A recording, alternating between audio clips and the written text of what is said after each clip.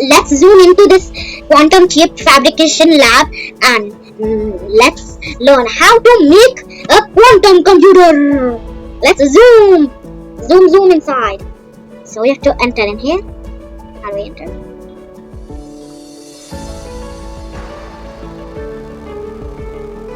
Here is the chip fabrication lab. Now let's see. So here there are some computers, but we have to go back and let's go here. Let's see what's here. Whoa. Let's go back here. Okay, now let's try.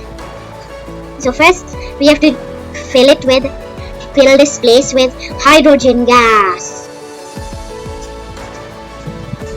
And now let's press 3, 2, 1, start gas. Now first step is start. The thin layer of hydrogen atoms has come to the silicon. Now let's remove one hydrogen atom. Let's take it. Now it's done. So the STM was like a construction crane. Now we have to fill it with phosphine gas. Now there's only one place the phosphorus can attach, the whole way down. Remember the last step we removed one hydrogen atom, so this is where the phosphorus atom has attached.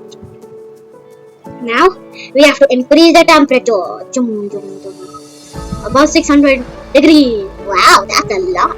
So they give the atoms energy, making them vibrate. So when they had enough energy, they broke their chemical bonds and they evaporated. So only the hydrogen evaporated though. It should have been have to get much hotter to get out the phosphorus and the silicon. Now finally we have to fill it with silicon gas.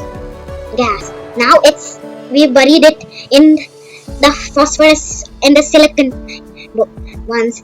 So this is important to minimize the edge effects. So it covers the lattice in an extra layer of silicon atoms. Now that's how you make the quantum computer. So let's zoom around again. Let's check out the other side around. So if you want, we can check out some other labs. The fabrication lab. Where is it called?